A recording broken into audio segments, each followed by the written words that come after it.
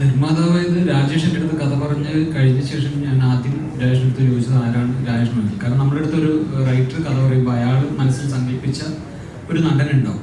അപ്പോൾ അങ്ങനെ ചോദിച്ചപ്പോൾ രാജേഷിൻ്റെ മനസ്സിൽ ദിലീപേട്ടനായിരുന്നു. അപ്പോൾ രാജേഷിൻ്റെ അടുത്ത് പറഞ്ഞ മനസ്സിൽ ദിലീപേട്ടനാണ്, പക്ഷേ ദിലീപേട്ടനെ കിട്ടുമെന്ന് എനിക്ക് അറിഞ്ഞൂടാ. ഞാൻ പറഞ്ഞു എന്തായാലും ഞാൻ കഥ പറയും, ദിലീപേട്ടൻ ഇഷ്ടമായാൽ അദ്ദേഹം ചെയ്യും, നമുക്ക് നോക്കാം എന്ന് പറഞ്ഞിട്ടാണ് ഞാൻ ദിലീപേട്ടനെ കാണുന്നത്. ആദ്യ കാഴ്ചയിൽ ആദ്യത്തെ കേൾവിയിൽ തന്നെ കഥ ഞാൻ ആദ്യം പറഞ്ഞപ്പോൾ തന്നെ ദിലീപേട്ടന് കഥ ഇഷ്ടമാവുകയും അത് കഴിഞ്ഞിട്ട് എൻ്റെ അടുത്ത് ആദ്യം ചോദിച്ചിട്ടായിരുന്നു ആരാണ് പ്രൊഡ്യൂസർ, അങ്ങനെ മനസ്സിൽ നീ ആരെങ്കിലും കണ്ടിട്ടുണ്ടോ. ഞാൻ പറഞ്ഞിട്ട് ഞാൻ ആലോചിച്ചിട്ടില്ല. ദിലീപേട്ടൻ ഈ പടം കമ്മിറ്റി ആണെങ്കിൽ ദിലീപേട്ടനെ പോലുള്ളൊരു താരം ഒരു സിനിമയിൽ ഉണ്ടെങ്കിൽ അതിനൊരു പ്രൊഡ്യൂസർ ഉണ്ടാവുക എന്നുള്ളത് വലിയ ബുദ്ധിമുട്ടുള്ള കാര്യമല്ല. ഞാൻ പറഞ്ഞു തീർച്ചയായിട്ടും ഞാൻ വേണമെങ്കിൽ ഞാൻ നോക്കണ്ട, ഞാൻ പ്രൊഡ്യൂസ് ചെയ്തോളാം എന്നുള്ളത് എൻ്റെ ആദ്യത്തെ മീറ്റിങ്ങിൽ തന്നെ എനിക്ക് കിട്ടിയൊരു ഉറപ്പാണ്. അത് നമ്മുടെ ഒരു കോൺഫിഡൻസിനെയും കൂടെ ഭയങ്കരമായിട്ട് ബൂസ്റ്റ് ചെയ്യുന്നൊരു കാര്യമല്ല. നമ്മളൊരു കഥ പറയാൻ ചെല്ലുകയും ആ കഥ ഇഷ്ടമായി അത് പ്രൊഡ്യൂസ് ചെയ്യാൻ കൂടെ തയ്യാറാവുമ്പോൾ നമുക്കത് വളരെ പോസിറ്റീവായിട്ടുള്ളൊരു കാര്യമായിട്ട്.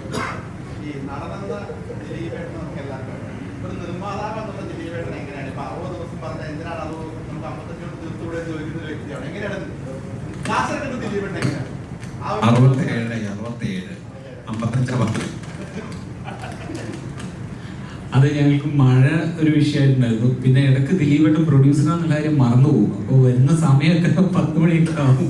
രാവിലെ 7 മണിക്ക് ഞങ്ങൾ റെഡി ആയിട്ടിരിക്കും. ഇത് കഴിഞ്ഞിട്ട് ഈ സിനിമയ്ക്കൊക്കെ ഞാൻ 8 മണിക്കൊക്കെ എന്നെ കണ്ടിട്ടുണ്ട്.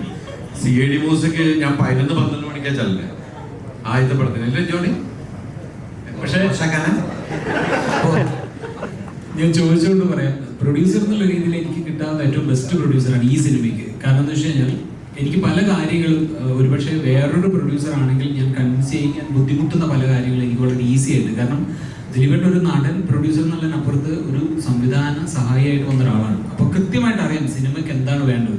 ഇപ്പം ഞാൻ ഒരു ദിവസം ഷൂട്ട് തുടങ്ങി ഞങ്ങളെല്ലാം സെറ്റപ്പ് ഒക്കെ ചെയ്ത് ഫസ്റ്റ് ഫ്രെയിം വെച്ച് ദിലീപേട്ടൻ മേക്കപ്പ് ചെയ്ത് വന്ന് കോസ്റ്റ്യൂം ഇട്ട് വന്ന് ഒരു ഷോട്ട് എടുത്ത് കഴിഞ്ഞപ്പോഴാണ് എനിക്ക് ഞാൻ ഉദ്ദേശിച്ച രീതിയിലേക്ക് ആർട്ട് വർക്ക് വന്നിട്ടില്ല അന്ന്. അത് അവരുടെ കുഴപ്പമല്ല, അന്ന് പല സാഹചര്യങ്ങളും കൊണ്ട് മഴയും മറ്റു പല വിഷയങ്ങളും കൊണ്ട് വിചാരിച്ച രീതിയിൽ അത് സെറ്റപ്പ് ചെയ്യാൻ പറ്റിയിട്ടില്ല. അപ്പം ഞാൻ ദിലീപേട്ടനോട് ഞാൻ ഫസ്റ്റ് ഷോട്ട് കഴിഞ്ഞതിന് ശേഷമാണ് ഞാൻ പറഞ്ഞത്, ചേട്ടാ ഞാൻ ഉദ്ദേശിച്ച രീതിയിൽ ഇത് വർക്കാവുന്നില്ല, നമുക്കിത് നാളെ എടുക്കാൻ പറ്റുമോ?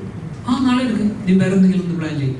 അത്ര പെട്ടെന്ന് നമുക്കൊരു ആൻസർ കിട്ടി. കാരണം അങ്ങനെ അടുത്തൊരു സീൻ പ്ലാൻ ചെയ്യുമ്പോൾ നമുക്ക് കുറച്ച് മണിക്കൂറുകൾ നഷ്ടമാകും. അത് ബോധ്യമുള്ളത് കൊണ്ടാണ് ഞാൻ വളരെ മടിച്ചിട്ടാണെങ്കിലും ദിലീപേട്ടൻ്റെ അടുത്ത് പറയുന്നത്. പക്ഷേ ഒരു രണ്ടാമതൊരു ആലോചന ഇല്ലാതെ തന്നെ എൻ്റെ അടുത്ത് പറഞ്ഞത് നമുക്ക് മാറ്റി ആലോചിക്കാം എന്നുള്ളതാണ്. അതുപോലെ തന്നെ ഒരു സോങ്, ഈ സിനിമയിൽ ഏറ്റവും ചാലഞ്ചിങ് ആയിട്ടുള്ള എനിക്കൊരു സോങ് ഷൂട്ട് ചെയ്യണമായിരുന്നു. അത് ഒരു ലൊക്കേഷൻ, സിംഗിൾ ലൊക്കേഷൻ, ദിലീപേട്ടൻ മാത്രമാണ് അതിനകത്ത് ആ സോങ്ങിൽ പെർഫോം ചെയ്യുന്നത്. അപ്പോൾ അതിനെ എങ്ങനെ ഓവർകം ചെയ്യും, ആ സോങ്ങിൻ്റെ ഇമോഷനെ എങ്ങനെ കൃത്യമായിട്ട് കൊണ്ടുവരാം, പല ആലോചനയിൽ നിന്നാണ് നമ്മൾ ഷൂട്ടിംഗ് തുടങ്ങി കുറച്ച് നേരം വർക്ക് ചെയ്ത് ബൃന്ദാ മാസ്റ്ററാണ് ഷൂട്ട് ചെയ്യുന്നത്. കുറച്ച് കഴിഞ്ഞപ്പോൾ മാസ്റ്റർ അടുത്ത് ഞാൻ പറഞ്ഞു, മാസ്റ്റർ ഞാൻ ഉദ്ദേശിച്ച രീതിയിലല്ല ഇപ്പോൾ സോങ് മുമ്പോട്ട് പോകുന്നത്, നമുക്കൊന്ന് ബ്രേക്ക് ചെയ്തിട്ട് അടുത്ത സ്കെഡ്യൂളിൽ നമുക്ക് കണ്ടിന്യൂ ചെയ്യാം എന്ന് പറഞ്ഞ് ഞാൻ ദിലീപേട്ടൻ്റെ അടുത്ത് ഈ വിഷയം പറഞ്ഞപ്പോൾ ദിലീപേട്ടൻ, പ്രൊഡ്യൂസർ ദിലീപേട്ടനാണ് ഞാൻ പറയുന്നത്, പ്രൊഡ്യൂസർ ദിലീപേട്ടന് ഒരു രണ്ടാമതൊരു ആലോചനയില്ല. ഓക്കെ, കാരണം അത്രമാത്രം ഒരു ഡയറക്ടർ എന്നുള്ള രീതിയിൽ എനിക്ക് സപ്പോർട്ട് കിട്ടിയിട്ടുണ്ട്.